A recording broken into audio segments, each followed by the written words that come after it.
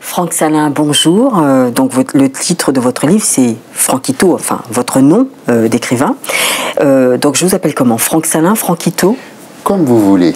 Franquito, c'est mon nom d'auteur. En fait, c'est mon grand-père qui me surnommait Franquito. Et puis, dans la famille, c'est passé. J'ai des amis qui m'appellent Franquito. Mais Franck Salin, voilà, c'est mon nom, mon vrai nom. Ce n'est pas mon nom savane, comme on dit en créole. Oui. Donc, c'est comme vous voulez. Franquito pour l'écrivain et Franck Salin pour tout le reste. Très bien. Bon, en tout cas, j'accueille les téléspectateurs qui nous rejoignent sur Télésud. Là, je reçois, donc vous êtes journaliste, réalisateur, même metteur en scène. Vous êtes donc vous êtes spécialiste de la Caraïbe, de l'Afrique. Vous avez écrit 2 livres. Donc le premier, c'est Pointe-à-Pitre, Paris, écrit en 2000. Vous êtes aussi l'auteur d'une première pièce de théâtre qui s'appelle En langue créole, présentée à la Comédie Française. Alors, excusez-moi pour l'accent, pour la prononciation. Donc, c'est Baudelamont pas loin, voilà, qui est en 2005. Et puis là, votre dernier ouvrage vient de paraître, L'homme, pas Dieu, aux éditions Écriture. Voilà, nous allons le découvrir tout de suite dans le Face à Face.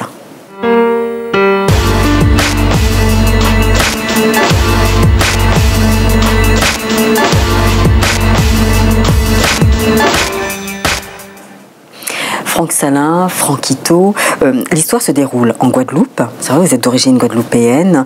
Le personnage principal de ce polar s'appelle Albert Gouty. C'est un professeur de sciences physiques. Et puis, il a d'autres surnoms. Bibi pour les dames, Bobby pour les amis. Il a une vie tranquille quand tout à coup, un dimanche matin, les flics débarquent de très bonne heure.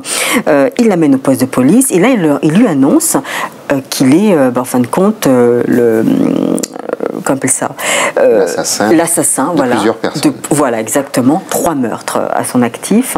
Donc il subit la violence policière. Alors on sent qu'il est assez malmené. Est-ce que pour vous c'est une sorte de dénonciation? Parce que dans votre ouvrage, j'ai remarqué que vous dénoncez beaucoup. Est-ce que c'est déjà une première dénonciation, la violence policière? Et puis en plus, ce ne sont pas de Guadeloupéens, on va dire, ce sont des Blancs.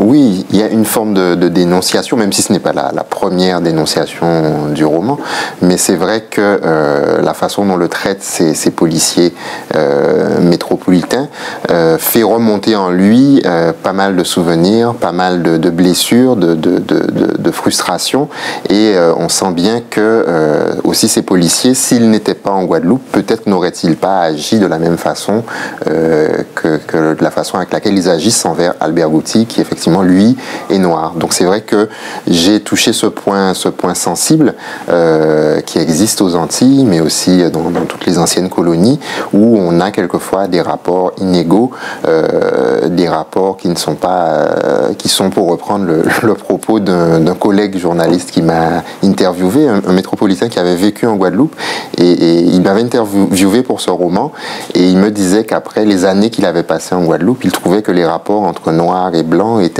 insincère. Donc je reprends le terme de ce journaliste qui m'a interviewé. Je trouve que ça tombe assez bien. Et les rapports sont insincères parce que on a une histoire conflictuelle. La Guadeloupe est une ancienne colonie, mais plus qu'une ancienne colonie, c'est une ancienne colonie à esclaves. Donc les rapports entre noirs et blancs sont assez tendus, assez difficiles à cause de cet héritage.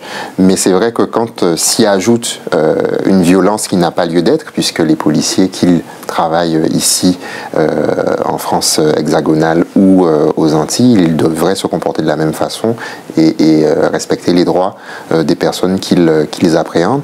Mais quand il y a une violence qui s'ajoute aux Antilles, eh bien, ça devient vraiment explosif. Oui. Albert Gouty donc est un bon vivant, il aime les femmes. D'ailleurs, vous faites un portrait on ne peut plus peut-être réaliste de l'homme antillais. tous les hommes aiment les femmes. C'est ce que la vie m'a appris, les voyages, qu'on soit aux Antilles ou ailleurs, tous les hommes aiment les femmes. Cependant, il y a peut-être une spécificité antillaise, c'est quelquefois effectivement un manque de responsabilité vis-à-vis de ces différentes femmes. Oui. Dans beaucoup de pays africains, par exemple, où j'ai été, un homme peut avoir plusieurs femmes officielles, mais vis-à-vis de ces femmes, il a des devoirs. Oui. Alors je ne dis pas qu'il n'y a pas aussi du batifolage, mais aux Antilles, c'est un peu différent, par exemple, de l'Afrique, différent aussi de la façon dont ça se passe en France aussi, où je ne vais pas reprendre les épisodes DSK et autres, puisque DSK c'est vraiment un extrême, mais beaucoup d'hommes ici en France hexagonale ont des maîtresses et vice-versa. Oui. Mais c'est vrai qu'aux Antilles, il y a quand même une spécificité.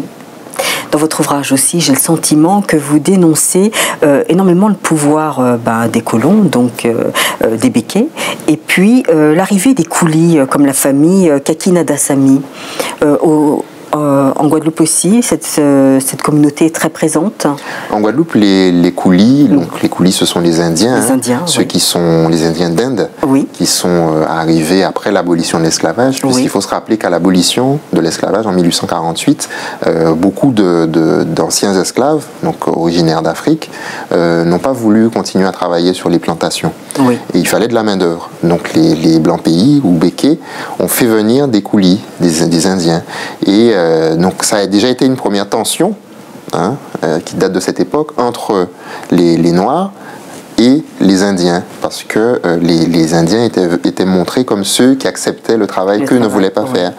D'autre part, les blancs pays se sont souvent servis de ces Indiens pour briser des grèves.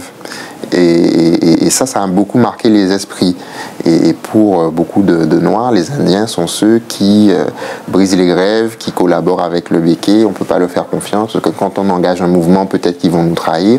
Et donc tous ces héritages persistent de façon un peu confuse. Et puis il y a un élément plus récent qu'on entend quand même aujourd'hui, c'est que une partie de ces coulis, alors c'est pas une partie importante, mais c'est toujours la même chose face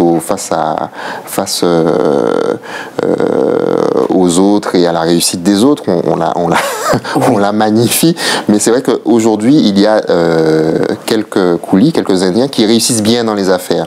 Et face à eux, certains Noirs disent oui, mais qu'est-ce que c'est que ces Indiens qui sont arrivés hier matin, qui étaient des moins que rien, qui aujourd'hui brassent des millions, ont des entreprises pour qu'ils se prennent.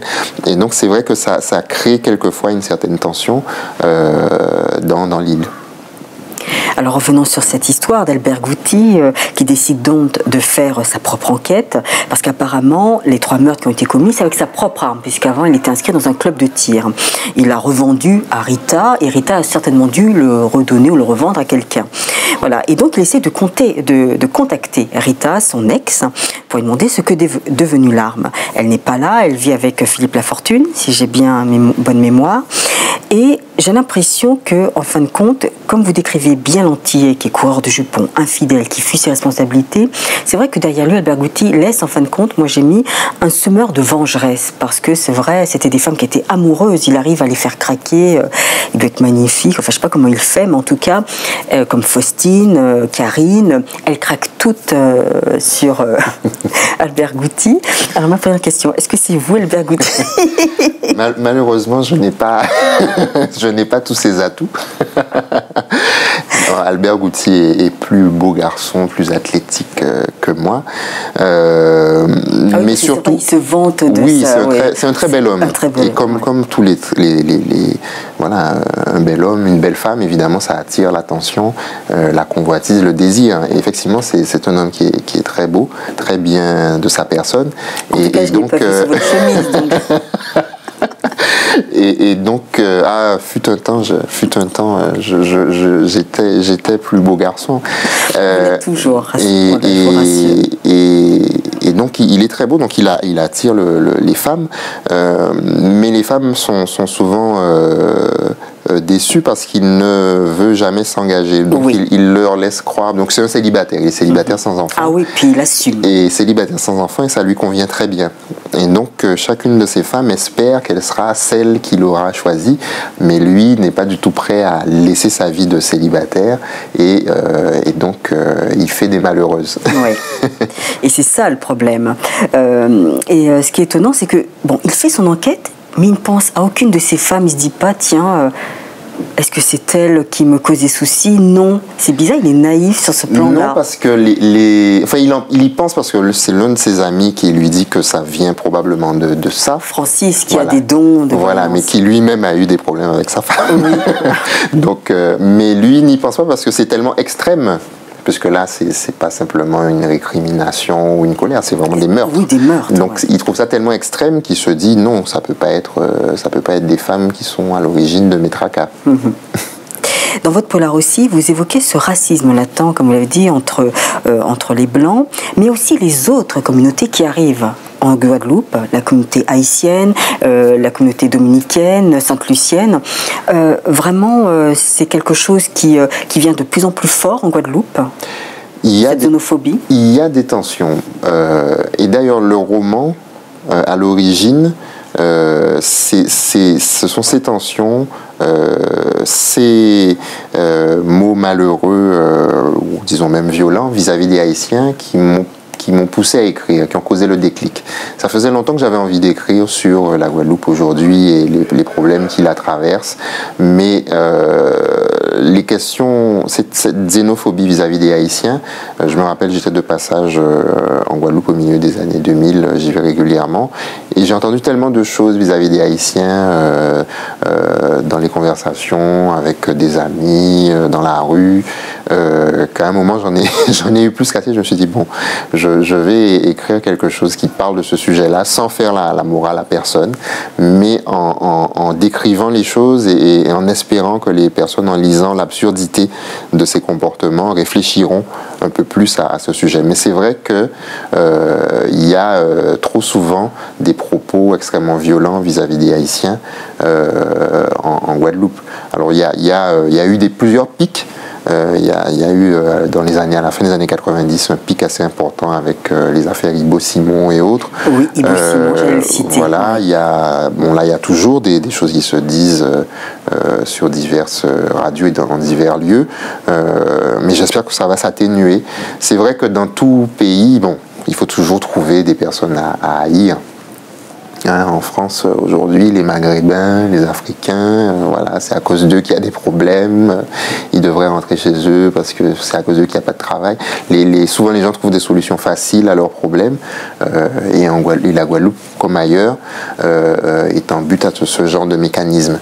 Mais il y a quelque chose de révoltant là-dedans, et moi qui me révolte, en particulier quand j'entends de la bouche de Guadeloupéens qui sont d'ailleurs descendants d'esclaves comme les Haïtiens, critiquer leur couleur de peau, qu'ils seraient trop noirs. Oui, parce qu'il y a une dame qui réagit. Voilà, critiquer, que ce sont tous des sorciers. Ah oui, ce Haïtien, il a un lopin de terre, il arrive à bien vendre ses légumes. Non, c'est pas parce qu'il travaille dur, non, c'est parce que comme il est dans le vaudou, c'est pour ça que ça marche.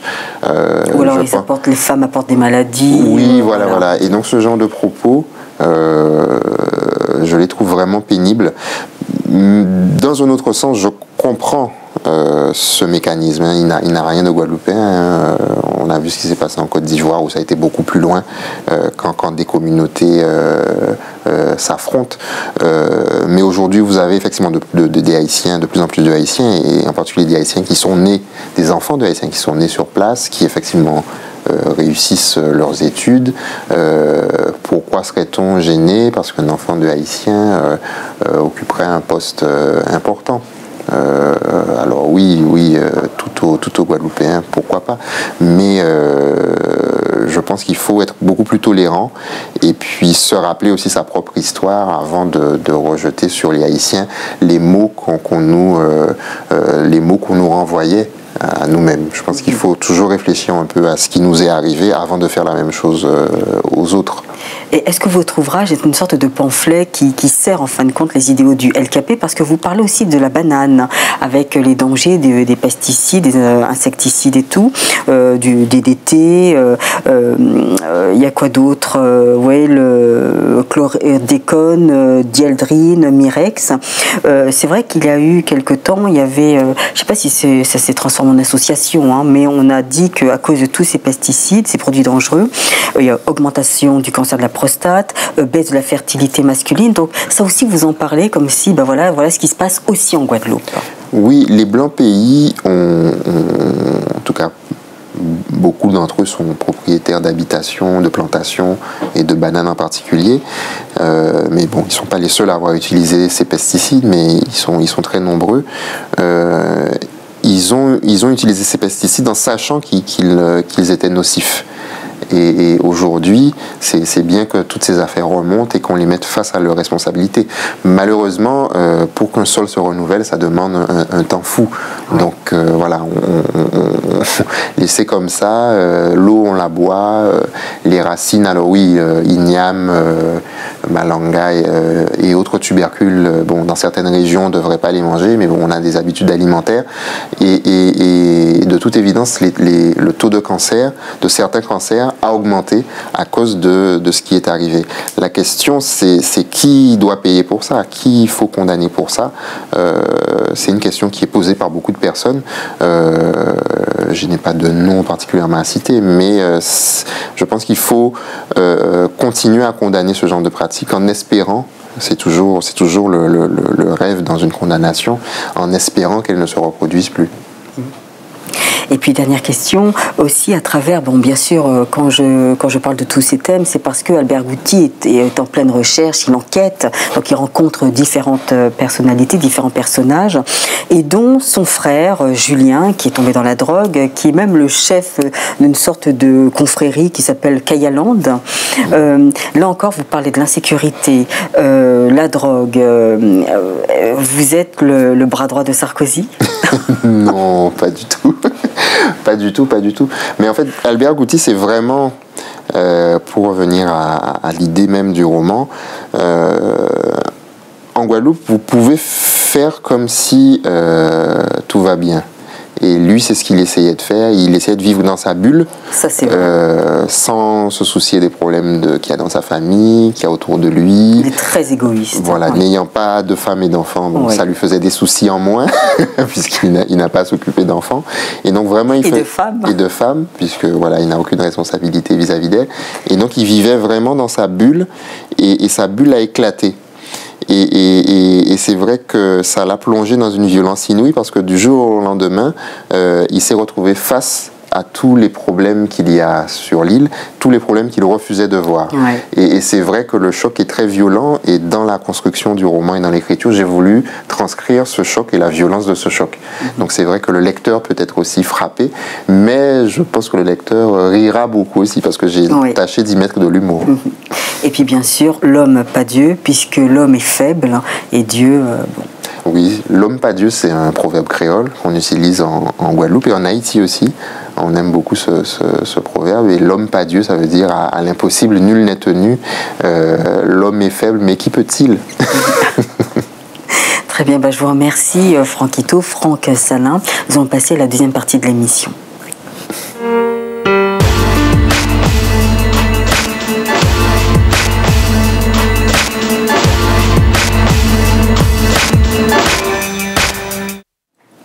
Oui, alors j'ai oublié les cartes qui devaient être placées devant vous. C'est pas grave. C'est pas grave. Alors voilà, il y a 5 cartes à retenir. Vous allez choisir une au hasard. Donc c'est valet, dame, roi, as, joker. Et si vous choisissez, je sais pas, as, joker, peu importe, une image va apparaître dans l'écran plasma. Dame. Dame. Eh bien, c'est super. Oui, dame. Pourquoi j'ai choisi Marie Scondé? Parce que justement, elle a écrit une critique positive. J'aurais bien voulu avoir ce genre de critique. Elle a dit « Voici une nouvelle voix, ou plutôt un nouveau son dans la littérature antillaise qui décoiffe et qui cogne. » Qu'est-ce que ça fait de recevoir ce compliment? J'étais très flatté. très flatté, puisque Maryse Condé, c'est un grand écrivain, le plus grand que connaît la Guadeloupe, et son travail est remarquable. Oui. Donc vraiment, j'étais très flatté quand elle m'a fait cette critique et qu'elle a été inscrite sur le bandeau, qui est autour du livre. Oui. Mais elle m'a fait d'autres critiques, on ne pouvait pas tout mettre, parce qu'on a eu l'occasion de discuter, elle m'a encouragé, mais elle a commenté. Il y a aussi des critiques négatives, ce qui est important pour le jeune écrivain que je suis, parce qu'il faut toujours continuer à s'améliorer. Donc je suis touché par toutes ces critiques, qu'elles soient positives ou négatives, et j'espère que ça m'aidera à progresser et que pour le prochain, elle sera subjuguée. Si un jour elle pouvait l'être, ce serait formidable. Mais j'en suis loin, je crois. Non, pourquoi pas, on se rapproche de la perfection, donc. Alors choisissez entre valet, roi, as, joker. Valet. Valet. Alors Valet, on tombe toujours encore, là c'est dans la politique, toujours en Guadeloupe, je suppose que vous le reconnaissez, c'est Victorin Lurel, voilà, qui est responsable du pôle Outre-mer lors de la campagne François Hollande. Mis en valet. C'est le valet de qui, Victorin Lurel? Pourquoi vous lui avez fait ça? Non, parce que tout simplement... Parce que on verra, mais bon, il y a des chances qu'il travaille avec François Hollande. Oui. En tout cas, tout le monde le dit, et c'est vrai qu'il a beaucoup mouillé sa chemise pour que dans le gouvernement Hollande, il ait un poste. Mais ça a depuis longtemps été son rêve, hein, vraiment faire partie d'un gouvernement, y travailler. Mais Victorin Lurel, il a eu une place difficile à tenir parce qu'il venait après une très grande dame, Lucette Michaud-Chevry, qui a marqué la fonction de présidente de la région Guadeloupe. Maintenant, c'est Victorin Lurel. Et bien là, on verra ce que nous réserve l'avenir, mais il a du pain sur la planche. Et en Guadeloupe aussi. Oui. Et vous êtes content justement de ces élections, de cette victoire de François Hollande? Oui, parce que je pense que Sarkozy a tout donné. Quand il dit qu'il a tout donné, je le crois. Parce qu'il est tombé à un moment difficile, il y avait une crise, et je pense qu'il a vraiment fait son maximum, et je ne vois pas ce qu'il aurait donné de mieux ou de différent. D'autre part, je dois avouer que son positionnement sur toutes les questions d'immigration me déplaisait. Je ne suis pas du tout de ce bord-là. Donc moi, ça m'arrange que quelqu'un qui ait une autre vision de l'immigration, des autres, qui n'ait pas un discours d'exclusion arrive au pouvoir, même si je ne me fais pas d'illusions sur ce qu'il pourra faire ou ne pas faire, mais au moins que le gouvernement français, que les responsables ne tiennent pas un discours d'exclusion. Je pense que ce serait important. Ça va nous faire un peu de bien, un peu d'air, parce que ce qu'on a entendu ces dernières années était assez terrible. Alors après valet et puis dame, que voulez-vous prendre entre roi, as, joker? Après le valet, on verra le roi que vous avez choisi. Eh bien justement, cette passation de pouvoir entre Nicolas Sarkozy et François Hollande, que pensez-vous de cette passation? Est-ce que ça vous émeut de voir enfin le PS au pouvoir après autant d'années? Ça ne m'émeut pas en vérité. Je pense que si la situation avait été meilleure, la situation économique et sociale de la France avait été meilleure, je pense que j'aurais accueilli ça avec beaucoup plus de joie. Mais sachant les montagnes qu'il y a à gravir, je dois avouer que j'ai pas sauté de joie. Je me suis dit c'est bien, il a l'énergie, il a la volonté, il faut qu'il travaille du mieux possible, mais ce sera pas une partie de plaisir, c'est sûr. Je pense pas qu'il va nous changer la vie comme disait Mitterrand en 81. Je pense que il faut qu'il essaie de faire face à la crise économique, qu'il préserve les plus faibles, et ça c'est important, et ça me gênait beaucoup chez Nicolas Sarkozy qu'il ne mette pas en avant cette volonté de protéger les plus faibles, ceux qui souffrent le plus de la crise. J'espère que François Hollande, en tant que socialiste, aura cette volonté, cet impératif en tête, mais non, j'ai pas sauté de joie. Et puis, dernière carte, entre As et Joker. Eh bien, le Joker. Le Joker. Eh bien voilà, c'est Lilian Thuram, toujours bien sûr guadeloupéen, qui est le petit ami de Karine Le Marchand. Ce que je voulais savoir, c'est que pensez-vous de la carrière de Lilian Thuram et puis justement son aspect un peu politique, homme qui devient un peu avec un grand, je sais pas moi, avec grand débat, grand savoir. Non, moi je suis très fier de sa carrière de footballeur. Oui. C'est un grand champion, il n'y a rien à redire sur là-dessus. Qui reste à sa place, c'est ça? Non, mais le problème qu'il y a en France, c'est que quand on cherche une représentation pour des Antillais ou des Africains, disons des Noirs, pour faire simple, on cherche toujours le comique ou le sportif. Alors qu'il y a pléthore de personnes, d'intellectuels, de chercheurs, des gens particulièrement affûtés, même des politiques. Il y a aussi des politiques, même ici en France hexagonale. Et c'est vrai que les directeurs de programme, les responsables d'émissions, quand ils se diront tiens, on va chercher un noir pour le plateau, ils chercheront toujours le comique ou le sportif. Donc Lilian Thuram, je ne pourrais pas lui en vouloir d'être attiré par la nourriture intellectuelle et de se cultiver, de vouloir que les gens connaissent mieux l'histoire des Antilles, de l'Afrique. On peut pas je pense pas qu'on puisse lui reprocher ça. Mais on lui donne une place qu'il doit partager avec d'autres. Et il y en a d'autres sur certains sujets qui sont plus légitimes que lui, et lui-même le sait. Donc il faut que les responsables de programmes et d'émissions rectifient le tir. Un noir, c'est pas... Et c'est vrai Vincent McDoom est sympathique, Magloire est sympathique, Lilian Thuram est sympa, voilà. Mais il n'y a pas que des amuseurs et des sportifs, il y a d'autres personnes. Très bien, merci beaucoup pour ces réponses dans cette deuxième partie d'émission. Nous allons passer à la troisième partie qui s'appelle Coup de cœur.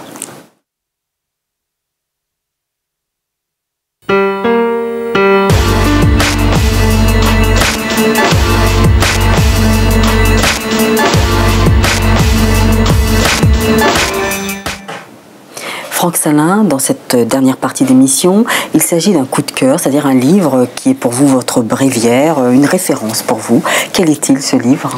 Oh là là, vous me prenez au dépourvu, j'ai beaucoup de coups de cœur. Il y a un livre qui est vraiment exceptionnel, je dois avouer, je pense que pour moi c'est le plus grand roman français du XXe siècle. C'est Voyage au bout de la nuit de Louis-Ferdinand Céline. Alors Louis-Ferdinand Céline de la droite dure, mais en dépit de ses orientations idéologiques, il faut reconnaître que c'est un écrivain majeur avec une puissance créatrice exceptionnelle. Donc je dois avouer que je l'ai lu, j'étais très jeune, j'étais lycéen, mais ça m'a beaucoup marqué, cette écriture inventive, forte, puissante. Il y a un vrai souffle chez Céline. Donc voilà, l'un de mes bréviaires, comme vous dites, c'est Voyage au bout de la nuit de Louis-Ferdinand Céline. Mon crédit aussi, c'est très bien, mais Le Voyage, c'est un livre exceptionnel en dépit de l'antisémitisme de son auteur. Oui. Et c'est sa manière d'écrire, ou alors c'est peut-être l'histoire qui vous a interpellé, marqué? C'est son style. Le style et le regard, parce qu'il regarde la société française de l'entre-deux-guerres, un regard très très acéré, très très cruel, mais une écriture vraiment flamboyante. Ça relève du génie. Non, c'est un très grand écrivain. Très bien. Je vous remercie beaucoup, Franck Salin, Franquito. Voilà, je rappelle le titre de votre ouvrage qui s'appelle L'homme, pas Dieu, voilà, aux éditions Écriture. Le prochain arrive, vous êtes déjà en train de plancher sur le... Oui, j'y travaille doucement, mais ça vient. Très bien. Merci beaucoup. Quant à vous, chers téléspectateurs, merci de nous suivre, merci de votre fidélité. Au revoir et à bientôt.